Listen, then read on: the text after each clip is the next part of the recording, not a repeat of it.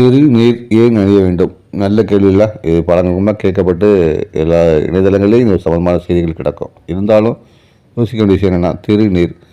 திரு என்பது தெய்வங்களை குறிக்கும், நீர் என்பது வினையை குறிக்கும். அதாவது வினையை நீக்குபவர்கள், நம்முடைய வினை தீர வேண்டும், வாழ்வில் உயர வேண்டும் என்பதற்காக மற்றவர்கள் ஆசீர்வதிக்கும் போது நம்முடைய நெற்றியில் திலகம் இடுவார்கள், நெற்றியில் திருநீர் வைத்திருப்பார்கள். இல்லை என்றால் வெறுங்கையை வைத்து தேய்த்து நல்லா இரு, வாழ்த்து நல்லா இரு, வாழ்க்கையில் வெற்றியை அடைய வேண்டும் அப்படின்னு வாழ்த்துவாங்க. இந்த வாழ்த்ததுக்குரிய அடையாளம் தான் இந்த நெற்றி. இந்த நெற்றி பகுதியை பார்த்திங்கன்னா ஆன்மீக ரீதியாக பார்க்கும்போது திருநீர் அடிவதனால் வாழ்க்கையில் பல முன்னேற்றங்கள் ஏற்படும், செல்வ வளங்கள் கூடும். அதனால் பெரியவங்க திருநீரை நெற்றியில் வச்சு தேய்த்து நல்லா இருப்பா, மகிழ்ச்சியாக இருப்பா அப்படின்னு சொல்லி வாழ்த்துவாங்க. இந்த அளவு வாழ்த்துறாங்க. இந்த ஆன்மீக காரணங்கள் பார்த்திங்கன்னா ஆன்மீகம் அல்லாத காரணங்கள், அறிவியல் காரணங்கள் பார்த்திங்கன்னா நெற்றி பகுதியில் தான் தூண்டுதல் சக்தி அதிகமாக இருக்கும். அதாவது மூளை நரம்பை தூண்டக்கூடிய சக்தி அதெல்லாம் இருக்கும்.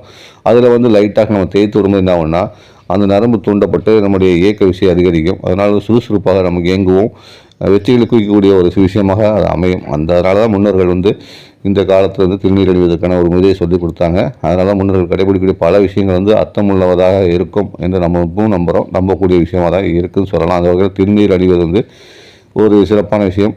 அதே நேரத்தில் ஆன்மீக சொல்லுடைய விஷயம் என்னென்னா, திருநீர் அணியாமல் எப்போது வெளியே செல்லக்கூடாது. நெற்றி வெறும் நெற்றியாக இருக்கக்கூடாது. ஆண்களுக்கு திருநீர் வச்சுருக்கணும், பெண்கள் குங்குமம் வச்சுருக்கணும். ஏன்னா அதாவது அடையாளமாக மட்டும் இல்லை, ஒரு முகத்துக்கு ஒரு அழகூட்டு விஷயமாகவும் இருக்கும்.